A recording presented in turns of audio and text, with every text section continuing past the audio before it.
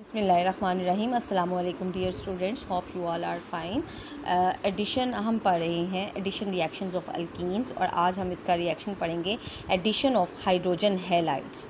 Hydrogen halides, hydrogen and halide means H and X, such compound which are containing H and X, okay. So hydrogen halide जैसे HCl, HBr, HI वगैरह। Alkenes react with dry HCl, HBr, HI to form RX, alkyl halides, okay. Alkenes react करेंगे halogen acid से and will form alkyl halides, और reactivity इस तरह है कि hydrogen iodide की रिएक्टिविटी सबसे ज़्यादा होगी, फिर HBr and then HCl, okay. HF तो हम यूज़ ही नहीं करते। Now the reaction is very simple one. If you will see the general reaction, we are having a general alkene. जब हम इस पर कोई भी HX डालेंगे, जनरल कोई भी HX, तो फिर क्या होगा, एक बॉन्ड टूटेगा। हैलोजन जो है वो एक कार्बन के साथ और हाइड्रोजन दूसरे कार्बन के साथ अटैच हो जाएगी and we will get an alkyl halide. For example, if we are having ethene, okay, and we add HCl, dry HCl, then what happens? Dry HCl mean HCl gas. So what happens? Ethene is also a gas. Hydrogen will go to one carbon and chlorine will go to another carbon by breaking this pi bond, okay. Double bond में से एक bond जो कि pi bond है वो टूटेगा और हमारे पास एक अल्काइल हैलाइड बन जाएगा। जैसे ये ईथीन थी तो अब हमारे पास क्या बन गया है, 1 and 2 we are having chloro ethene, या फिर आप कह लें कि इथाइल क्लोराइड बन गया है, ठीक है। Now this is the formula of ethyl chloride, okay girls. Mechanism of this reaction, अब इस रिएक्शन का मैकेनिज्म 2 स्टेप में प्रोसीड करता है। In the first step, formation of carbocation. The first step is the formation of carbocation. Carbocation पहले step में बनता है क्योंकि ये न्यूक्लियोफिलिक रिएक्शन है।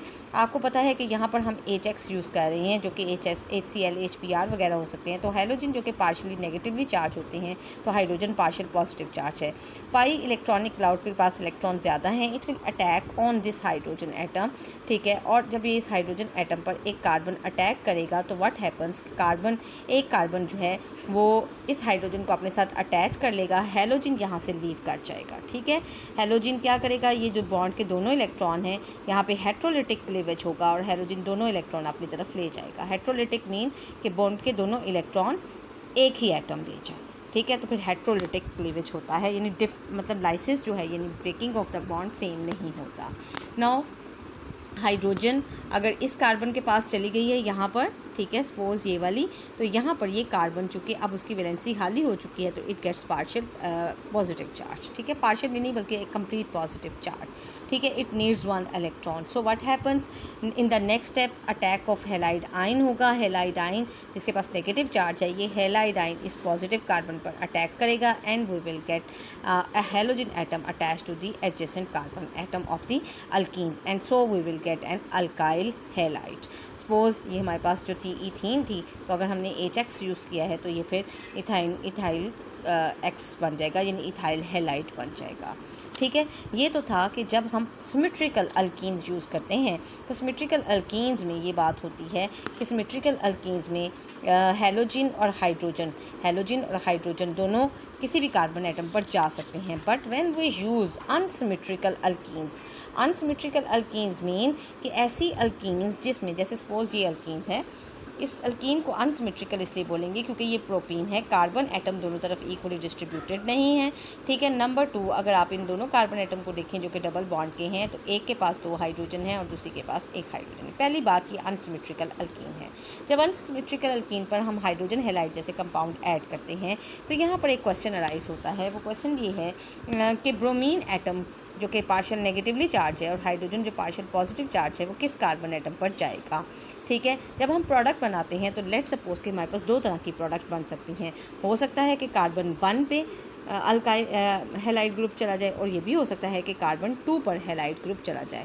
इस चीज़ को डिफ़ाइन करने के लिए एक रूल आया जिसे कहते हैं Markovnikov's rule, that is use for unsymmetrical alkenes. कहता है कि जब एडिशन होता है किसी भी अनसिमेट्रिकल हैलोजन एसिड का, या मतलब आप समझ लें कि कोई अनसिमेट्रिकल रिएजेंट जब अनसिमेट्रिकल अल्कीन पर ऐड होगा, जैसे ये प्रोपीन है, this is an unsymmetrical alkyne, तो कहता है negative part of the reagent will go to that carbon which has less number of hydrogen, means this one, क्योंकि इसके पास सिर्फ एक हाइड्रोजन है। ओके, मार्कोनिकोव्स रूल क्या कहता है, जब कोई reagent unsymmetrical reagent unsymmetrical alkyne पर ऐड करेंगे तो negative part of unsymmetrical reagent उस कार्बन के पास जाएगा जिसके पास लेस नंबर ऑफ हाइड्रोजन होंगे। सो कार्बन 2 पे आपके पास क्या होगा, हैलोजन ऐड होगा। मींस कि हमने ये दो प्रोडक्ट्स बनाई थी, एक थी 1 ब्रोमोप्रोपेन और दूसरी थी 2 ब्रोमोप्रोपेन। तो सेकेंड कंपाउंड इज़ दी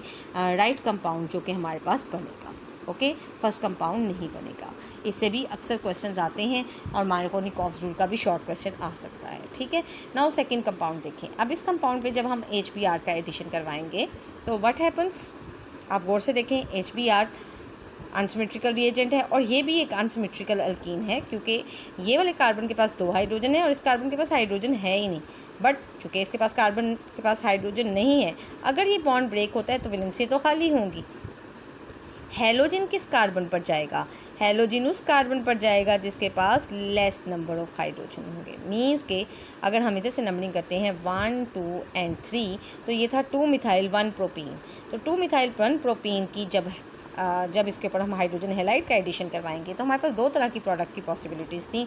एक ये था कि कार्बन 1 के पास जाए और एक था कि कार्बन 2 के पास। तो कार्बन 2 के पास ये जाएगा and we can get 2 methyl 2 bromo, तो पहले ब्रोमो बोलेंगे, 2 ब्रोमो 2 मिथाइल प्रोपेन जो है ये हमारे पास राइट प्रोडक्ट बनेगा as compare to the first one.